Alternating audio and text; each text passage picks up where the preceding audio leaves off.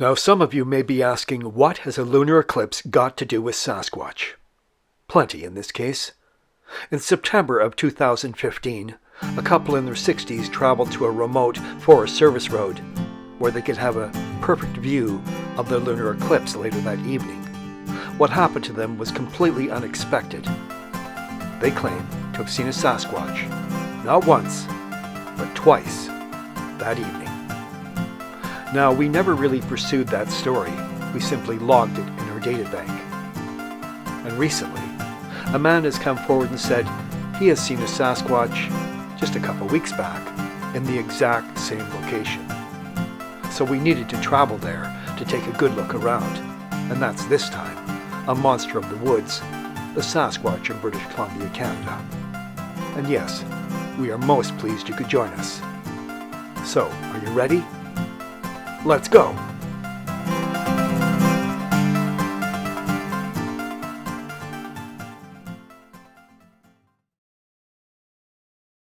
September 27th, 2015.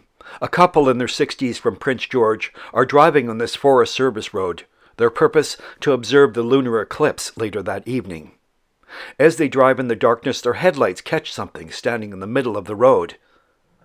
It's a man. Or is it? It's a tall creature, reddish brown hair, with a glowing green face, staring directly at them.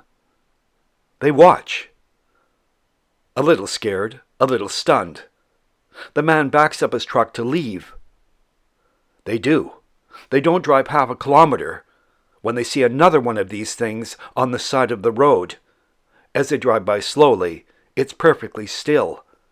They are unnerved, and to this day do not know what they saw, except to say it really happened, believe it or not.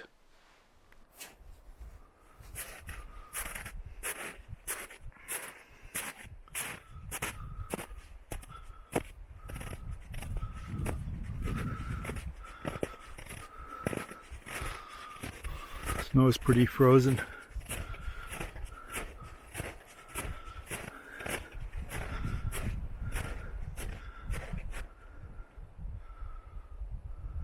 Yeah, that's snow you're seeing.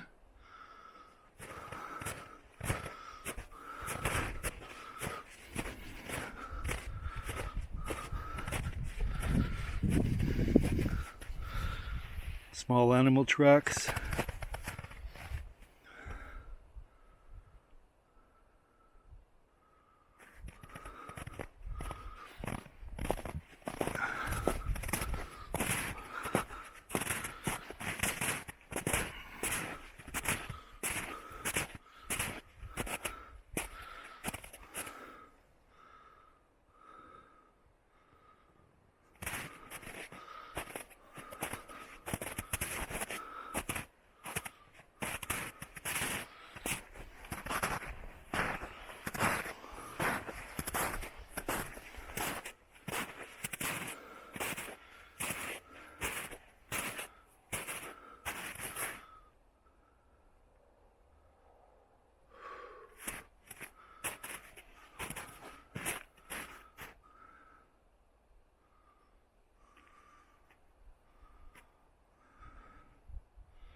Gets pretty cold up here still at night.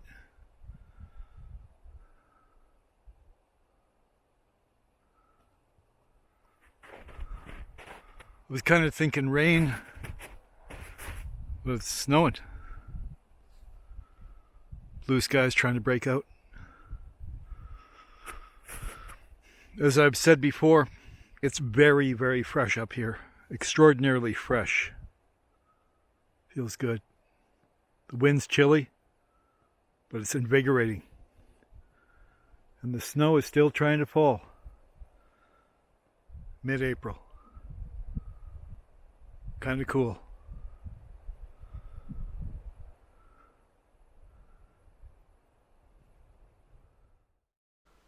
After considerable time on the ground, we found nothing. But then again, what was our expectation in the first place? And if you watch this program for any length of time, you know we're not easily fooled. We don't see things in black and white. If there was traces of a Sasquatch, be it foot imprints or moved trees, we would absolutely tell you that's unusual. Now this is British Columbia. Optimum for hunting, exploring, hiking, fishing, all those good outdoor activities. And for some, it's fertile ground to tell you the Sasquatch is right up there or over yonder. We would disagree. These sightings are random in nature. The ones most interesting to us are those that happen to people that have little or no interest in the subject. When people go out and find a Sasquatch, and their background is exploring for such things as us, but you know the difference is we don't tell you each and every time you watch our program. For sure this is a Sasquatch area. Now we scan the hillsides with telescopes, binoculars, and of course telephoto lens, looking for anything in the high country. But during this time of year, it's quite likely the creatures would be in the lowlands as there's more food and it's easier to acquire. Still, we keep our eyes peeled.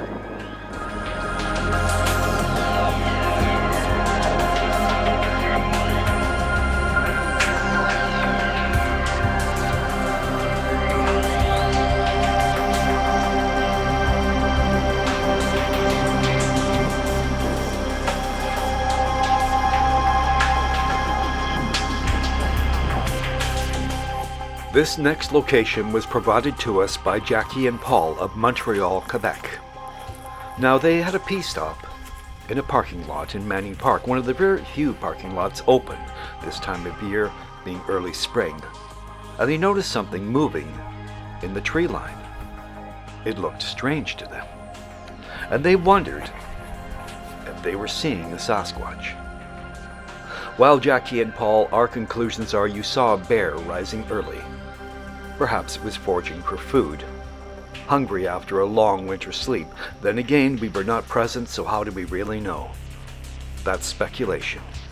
But we thank you for bringing your sighting to our attention. This is Manning Park, British Columbia. And it has some strange things about it. But I will not go into that right now.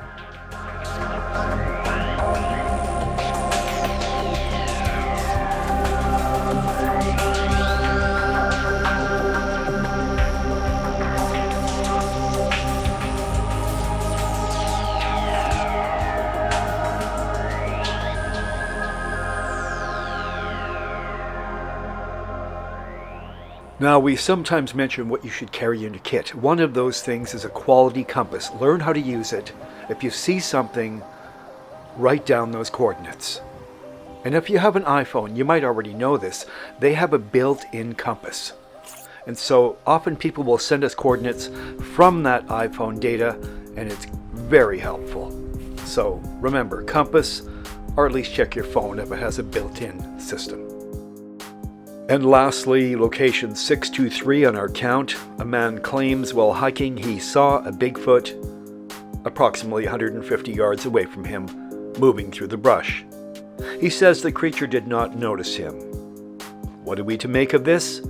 It's another story, and we have no idea if it's real or not. For sure, we question the validity of these sightings. We have to. We were not present, so how would we know, and how would you know? Do not believe everything. I am not calling the man a liar, but his story seemed a bit sketchy.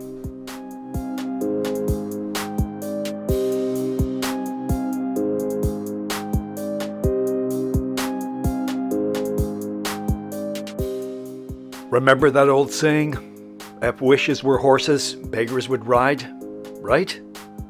The adventure continues. The explorations go on and on. In this most beautiful setting, the strangely named British Columbia, our home province. Speaking of home, it's time to get some rest for us, and we hope to see you next time on another exploration into the wilderness that is Western Canada. Friends, stay safe, keep an open mind, but don't be fooled. Eyes open, cameras ready. Over and out.